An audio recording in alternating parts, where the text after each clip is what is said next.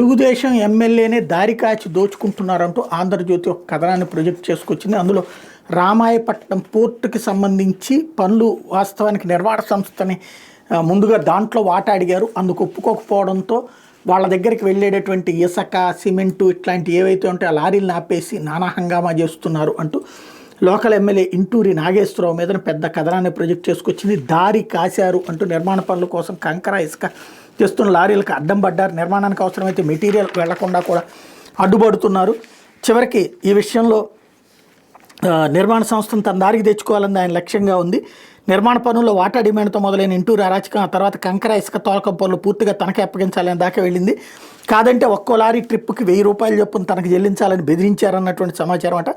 అందుకు నిర్మాణ సంస్థ అంగీకరించకపోతే 2 కానిస్టేబుల్ని దగ్గర పెట్టుకుని మరి లారీలను రోడ్డు మీద నిలిపివేస్తూ తప్పుడు కేసులు పెట్టిస్తున్నారు. పోర్టు పనులు ముందుకు సాగకుండా నానా అరాచకం సృష్టిస్తున్నారు.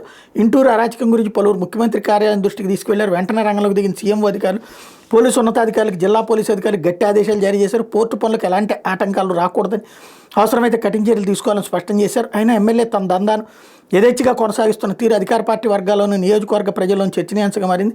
విషయమై వివరణ కోరేందుకు ఎమ్మెల్యే నాగేశ్వరరావుకి ఆంధ్రజ్యోతి ఫోన్ చేస్తే ఆయన అందుబాటులోకి రాలేదు అంటూ 2018 ప్రాంతంలో అప్పటి సీఎం చంద్రబాబు శంకుస్థాపన చేస్తే అక్కడికి సమీపంలోని పేపర్ మిల్ నిర్మాణానికి అదే సమయంలో శ్రీకారం చుట్టారు. అయితే గత వైసీపీ ప్రభుత్వం పేపర్ మిల్లులకు తిలోదకాలు ఇచ్చి పోర్టు నిర్మాణ పనులను మాత్రమే చేపట్టింది. కొంతమేర పనులు జరిగినాయి. ఆ తర్వాత ఎన్నికలు జరిగి కూటమి ప్రభుత్వం అధికారంలోకి వచ్చింది. ఈ క్రమంలో ఈ నెల మొదటి వారంలో నిర్మాణ సంస్థ పోర్టు పనులు పునఃప్రారంభించింది. సముద్రంలో అసంపూర్తిగా ఉన్న బ్రేక్ వాటర్ పనులు పూర్తి చేయడం మీద దృష్టి సారించింది. ఇక్కడ పనులు ప్రారంభంగానే ఎమ్మెల్యే ఇంటూరు నాగేశ్వరరావు రంగంలోకి దిగారన్నటువంటి కోణాన్ని హైలైట్ చేసుకొచ్చింది. ఇక్కడే విశేషం ఏంటంటే అయినా వైఎస్ఆర్ కాంగ్రెస్ పార్టీదే అరాచకం. ఇక్కడ కూడా మళ్ళీ వైసీపీనే గుర్తు చేయాలి. అసలు పాయింట్ ఏంటి, ఇదివరకు వైసీపీ టైంలో 4 పోర్ట్లు 6 హార్బర్లు కలిపేసి మొత్తం 10 దాకా కన్స్ట్రక్షన్ చేశారు, స్టార్ట్ చేశారు, అండర్ కన్స్ట్రక్షన్లో ఉన్నాయి, ఇంకా కొన్ని అంతిమ దశకు కూడా వచ్చింది. అక్కడ ఎప్పుడన్నా ఏ ఎమ్మెల్యే అయినా ఇట్లా చేశాడని చెప్పారా? ఈ విధంగా దోచుకున్నారని చెప్పారా? పోనీ పని జరగనీయకుండా అడ్డుకున్నారా?